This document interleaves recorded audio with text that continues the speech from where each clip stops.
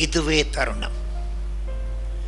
சபை பாகுபாடு இன்றி ஆண்டவராகிய இயேசு கிறிஸ்துவனுடைய ராஜ்யத்தை கட்டுவதற்காக இன்று தமிழ்நாட்டில் இரவும் பகலும் ஓடி ஓடி உழைத்து கொண்டிருக்கின்ற எனது பேரன்புக்குரிய தமிழ் திருச்சபை தலைவர்களே, போதகர்களே, தேவனால் தெரிந்து கொள்ளப்பட்ட ஊழியக்காரர்களே, திருச்சபை விசுவாசிகளே, கிபி 52 இயேசு கிறிஸ்துவனுடைய நேரடி சீஷரான தோமா செயின்ட் தாமஸ் நமது தமிழ்நாட்டிற்கு வருகை தந்தார்.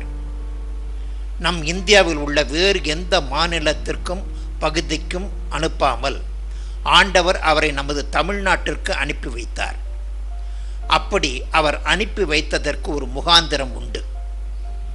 ஆண்டவர் நமது மாநிலத்தை அவருடைய ஊழியத்திற்கென்று, அவருடைய சுவிசேஷத்தை பரப்புவதற்கென்று விசேஷித்த விதமாக தெரிந்து கொண்டிருக்கிறார். அதை புரிந்து கொண்டு அந்த தேவ சித்தத்தை நிறைவேற்ற நம் தமிழ்நாட்டில் உள்ள திருச்சபைகள், மிஷனரி ஸ்தாபனங்கள் என அனைவருமே அயராது பாடுபட்டு கொண்டு இருக்கின்றோம். சபை விசுவாசிகளுக்கு சீஷத்துவ பயிற்சிகளை அளித்து மிஷனரிகளாக உருவாக்கி பல வட மாநிலங்களுக்கு அவர்களை நாம் அனுப்பி வருகிறோம். பலத்த எதிர்ப்புகளின் மத்தியில் மொழி அறியாத மாநிலங்களில் பல கஷ்ட நஷ்டங்களுக்கு இடையில் நம் தமிழ்நாட்டு மிஷனரிகள் பணியாற்றி வருகின்றனர். வட மாநிலங்களில் இதனால் ஒரு பெரிய அசைவு தாக்கம் ஏற்பட்டுள்ள போதிலும் இயேசுவை அறியாத ஜனங்கள் அநேகர் இயேசு கிறிஸ்துவை ஏற்றுக்கொண்டுள்ள போதிலும் நமது மிஷனரிகள் உழைப்பிற்கேற்ற பலன் முழுமையாக கிடைக்கவில்லை என்பதே ஒரு நிதர்சனமான உண்மையாகும். காலம் இனி செல்லாது. ஆண்டவருடைய வருகைக்குரிய காலம் மிக மிக சமீபமாக நெருங்கிவிட்டது என்பதை வேதத்தில் கூறப்பட்டுள்ள பல சம்பவங்கள் மூலமாக பூமி அதிர்ச்சி, பூகம்பம், சுனாமி, வெள்ளம், யுத்த செய்திகள், கொள்ளை நோய்கள், ஜனத்திற்கு விரோதமாக ஜனங்கள் என பல அடையாளங்கள் மூலமாக நாம் தொடர்ந்து எச்சரிக்கப்பட்டு வருகிறோம். ஆண்டவருடைய வருகைக்கு முன்பாக நம்முடைய தேசம், ஜனங்கள் சந்திக்கப்பட வேண்டுமே என்கிற ஆதங்கத்தில் இப்போது வட இந்திய சகோதரர்களை நமது மாநிலத்திற்கு அனுதினமும் அனுப்பி வருகிறார். பீகார், ஒரிசா, உத்தரப்பிரதேசம், மத்திய பிரதேசம், மேற்கு வங்கம் முதலிய பல வட மாநிலங்களில் இருந்து இப்போது தினமும் ஆயிரக்கணக்கில் நமது தமிழ்நாட்டிற்கு வேலை தேடியும் கல்விக்காகவும் மருத்துவ சிகிச்சைக்காகவும் வந்து கொண்டே இருக்கின்றனர். முன்பு இவர்களை தேடி நாம் அவர்கள் மாநிலங்களுக்கு சென்றோம், மிஷனரிகளை உருவாக்கினோம். என்று ஆண்டவர் அவர்களை நமது இருப்பிடத்திற்கு, நமது வாசலண்டைகளையே கொண்டு வந்து குவிக்கிறார். இண்டஸ்ட்ரியல் எஸ்டேட்டுகளிலும் ஸ்பெஷல் எக்கனாமிக் ஜோன்களிலும் பல அடுக்குமாடி கட்டடங்களின் கட்டுமான பணிகளில் வேலை செய்வதற்கும் புற்றீசல்களைப் போல வட இந்தியர்கள் அனுதினமும் நமது தமிழ்நாட்டிற்கு வந்து கொண்டே இருக்கின்றனர். என்று திரும்பி பார்க்கும் இடங்களில் எல்லாம் ஹோட்டல்களில், கம்பெனிகளில், கன்ஸ்ட்ரக்ஷன் ஒர்க்குகளில் அவர்களைத்தான் நாம் காண முடிகிறது. இன்ஜினியரிங் காலேஜ் மற்றும் இதர காலேஜுகளிலும் மேற்படிப்புக்காக வட இந்திய வாலிபர்கள் அநேகம் பேர் வருகின்றனர். இவர்களை எல்லாம் நாம் இங்கேயே சந்தித்து அவர்களுக்கு சுவிசேஷத்தை அறிவிக்க ஆண்டவர் நமக்கு வழிவாசல்களை இன்று திறந்து வைத்திருக்கிறார். முன்பு மிஷனரிகளை உருவாக்கி நாம் வட மாநிலங்களுக்கு அனுப்பி வைத்தோம். இன்று நம்முடைய இடத்திற்கு அவர்களை ஆண்டவர் அனுப்பி வைத்திருக்கிறார். அவர்கள் நம்முடைய பாஷை தெரியாமல், நம்முடைய கலாச்சாரம், உணவு பழக்க வழக்கங்கள் எல்லாமுமே அவர்களுக்கு வித்தியாசமாக இருக்க, சரியான இருப்பிட வசதியும் இல்லாமல், உற்றார் உறவினர்கள், சொந்த பந்தங்கள் அனைவரையும் விட்டு இங்கு பிழைப்பு தேடி வந்திருக்கின்றனர். இந்த வாழ்க்கை அவர்களுக்கு ஒரு வனாந்தர வாழ்க்கை போன்றதுதான். அவர்களின் தனிமையை போக்க சிகரெட், புகையிலை, பான்பராக், ஹன்ஸ், மதுபானம் மற்றும் பல போதை பழக்க வழக்கங்களுக்கு அவர்கள் வெகு சீக்கிரம் எளிதில் ஆளாகின்றனர். வனாந்தரத்தில் தனியாக சென்று கொண்டிருந்த எத்தியோப்பிய மந்திரிக்கு சுவிசேஷத்தை அறிவிக்க அன்று ஆண்டவர் பிலிப்பை அனுப்பி வைத்தார். சத்தியத்தை அறிந்து அந்த மந்திரி ஞானஸ்நானம் பெற்றான். என்று வனாந்தர வாழ்க்கையில் தவித்து கொண்டிருக்கும் வட இந்திய சகோதரர்களுக்கு சுவிசேஷத்தை அறிவிக்க கர்த்தர் நமது தமிழ் திருச்சபைகளை பிலிப்பாக எடுத்து பயன்படுத்த விரும்புகின்றார். பாவ பழக்க வழக்கங்களிலிருந்து மீட்டு அவர்களை நமது ஆண்டவருடைய பிள்ளைகளாக மாற்றுவது நமது தலைமையில் விழுந்த கடமையாக இருக்கிறது. ஒருவரும் கெட்டுப்போவது தேவ சித்தம் அல்லவே. எல்லா மனுஷரும் ரட்சிக்கப்படவும் சத்தியத்தை அறியவும் அவர் சித்தமுள்ளவராக இருக்கிறாரே.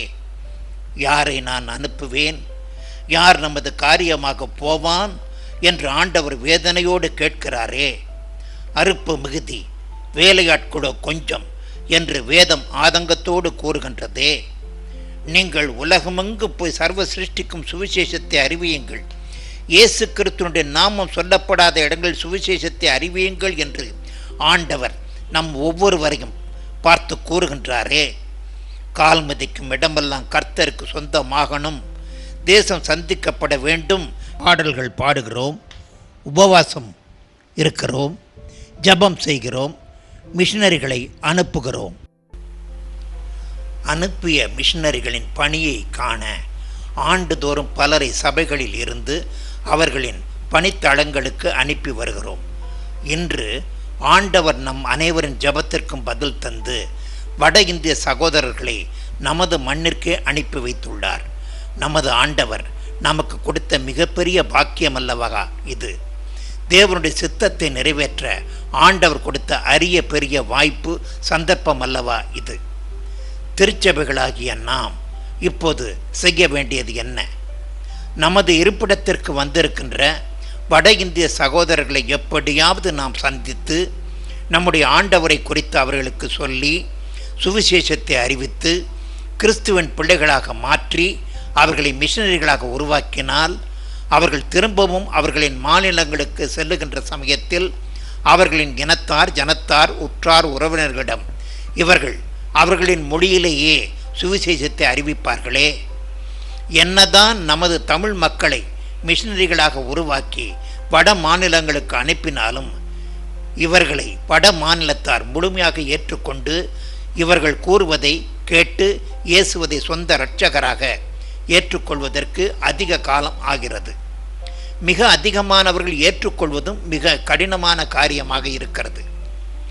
இந்த காரணங்களினால்தான் நாம் பல நூற்றாண்டுகளாக மிஷனரிகளை அனுப்பியும் கூட அதற்குரிய முழு பலனும் நமக்கு கிடைக்காமல் இருக்கிறது. இதை மாற்ற ஒரே வழி இப்பொழுது இங்கு வந்திருக்கும் நம் வட இந்தியருக்கு இங்கேயே நம் சுவிசேஷத்தை அறிவிப்பதுதான். அதற்கு மொழி ஒரு தடையாக இருக்கிறதே என்று தயங்குகிறீர்களா? இந்தி மற்றும் இதர வட மாநில மொழிகளில் நன்கு தேர்ச்சி பெற்ற எத்தனையோ ரிட்டையர்டு கிறிஸ்தவ இராணுவத்தினர், மத்திய மாநில அரசு ஊழியர்கள் நம்மிடையே இருக்கின்றார்களே. வயதான மிஷனரிகள் பலர் இருக்கின்றார்களே. கேந்திரிய வித்யாலயா, சென்ட்ரல் ஸ்கூல் சிலபஸை ஃபாலோ பண்ணி இந்தியை நன்கு கற்று தேர்ந்துள்ள நமது பிள்ளைகள், வாலிபர்கள் அநேகம் பேர் இங்கேயே இருக்கின்றனரே.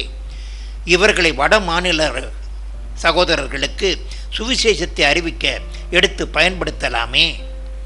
இந்த தரிசனத்தோடு ஆத்ம சுவிசேஷ பாரத்தோடு வங்க தேசத்திலிருந்து சுபாஷ் பத்ரா என்கிற ஒரு பாஸ்டரை ஆண்டவர் சென்னைக்கு அழைத்து வந்திருக்கிறார். அவர் சுவிசேஷத்தை பெங்காலி, ஒரிசா, பீகாரி, இந்தி மொழிகளில் துண்டு பிரசுரங்களாக அச்சடித்து விநியோகித்து வருகிறார். அவர்களின் மொழியிலேயே அச்சடிக்கப்பட்ட சுவிசேஷ துண்டு பிரசுரங்களை வாங்கி அவர்களுக்கு நாம் கொடுக்கலாம். நகரத்தில் பல்வேறு பொது இடங்களிலும், பஸ்களிலும், ரயில் பெட்டிகளிலும் பல்வேறு வட இந்திய மொழிகளில் அச்சடிக்கப்பட்ட நோட்டீஸுகளை வட இந்தியர்கள் படிக்கும்படி ஒட்டலாம். வட இந்திய மொழிகளில் நன்கு தேர்ச்சி பெற்ற சுவிசேஷகர்கள் பலர் பாஸ்டர் சுபாஷ் பத்ராவிடம் நன்கு பயிற்சி பெற்று அவரிடம் உள்ளனர். அவர்களை கொண்டு நம்மை சுற்றியுள்ள வட இந்திய சகோதரர்களுக்கு சுவிசேஷத்தை அறிவிக்கலாமே. இந்தி மொழி தெரிந்த நமது சபை விசுவாசிகளுக்கு சுவிசேஷ பணிக்குரிய பயிற்சிகளை ஏற்பாடு செய்யலாமே. வட இந்திய மொழிகளில் 1000, 2000 என சுவிசேஷ துண்டு பிரசுரங்கள், நோட்டீஸுகள் அச்சடிக்க பாஸ்டர் சுபாஷ் பத்ராவுக்கு உதவிகளை செய்யலாமே. எந்த திருச்சபையின் சப்போர்ட்டும் இல்லாமல், வெளிநாட்டு பண உதவிகளும் இல்லாமல் சுவிசேஷ பணியை செய்து கொண்டிருக்கும் இவருக்கு நாம் ஜபத்தின் மூலமாகவும் காணிக்கைகள் மூலமாகவும் இவரின் உன்னத ஊழியத்தை நாம் தாங்கலாமே. ஓரளவு கூட்டம் சேர்ந்த பிறகு வட இந்திய சகோதரர்களுக்கென்றே ஒரு தனி ஆராதனையை நமது திருச்சபைகளில் வாரத்தில் ஏதாவது ஒரு நாள் மாலையில் ஏற்பாடு செய்யலாமே. வட இந்திய மொழிகளில் புதிய ஏற்பாட்டு பைபிள் வாங்கி அவர்களுக்கு விநியோகம் செய்யலாமே. தேசம் சந்திக்கப்பட வேண்டுமே என்று வெறுமே முழங்கால் படியிட்டு நாம் ஜெபம் மட்டும் செய்தால் போதுமா? கிரியை இல்லாத விசுவாசம் செத்தது என்று வேதம் கூறுகிறதே. வட இந்திய சகோதரர்களை சந்திப்பதற்கு கர்த்தர் நமக்கு ஒரு அருமையான வாய்ப்பை கொடுத்திருக்கிறார். அதை பயன்படுத்தி கொள்வோமா? வேறு எந்த மாநிலத்திற்கும் கிடைக்காத ஒரு மிகப்பெரிய பாக்கியத்தை ஆண்டவர் நமது தமிழ் திருச்சபைகளுக்கு கொடுத்திருக்கிறார். சுவிசேஷம் நமது தமிழகத்திலிருந்து இந்திய தேசம் முழுமைக்கும் பரவ வேண்டும் என்பதே தேவ சித்தமாக இருக்கிறது. இந்த அரிய பெரிய சிலாக்கியத்தை பாக்கியத்தை தேவன் நமக்கு மட்டுமே கொடுத்திருக்கிறார். நம்மையும் நமது மாநிலத்தில் உள்ள அனைத்து திருச்சபைகளையும் மலைமேல் உள்ள ஒரு பட்டணமாக, இருளில் வாழும் ஒரு கூட்ட மக்களை வெளிச்சத்திற்கு கொண்டு வர, அந்த உலகத்திற்கே வெளிச்சமாக நம்மை தெரிந்து கொண்டிருக்கிறார். இந்த சவாலை நாம் சந்திப்போமா? வீறு கொண்டு எழுவோமா? வெற்றி சிறக்க பண்ணும் வெற்றி வேந்தனின் ஜெய கம்பீர சேனைகளாய் நாம் மாறுவோமா? நமது மண்ணில் இருக்கும் வட இந்திய மக்களுக்கு சுவிசேஷத்தை அறிவித்து அவர்களை பலப்படுத்தி மிஷனரிகளாக உருவாக்கி அவர்கள் மண்ணிற்கு நாம் ஜெபத்தோடு திரும்ப அனுப்பி வைப்போமா? இந்த ஆதங்கத்தோடு கரிசனையோடு இசையரசு சீர்காழி இயேசு பிரகாசம் அவர்கள் தாகத்தோடு ஒரு அருமையான எழுச்சி பாடலை பாடியிருக்கிறார்கள். அவர்களின் மிஷனரி தாகம் அவரின் வெங்கல குரலில் அப்படியே கணீர் என்று ஒலிக்கிறது. பாடலை கேட்கின்ற போது உடம்பெல்லாம் புல்லரிக்கிறது. என்ன ஒரு வாஞ்சை, தாகம், வேட்கை பாருங்களேன்.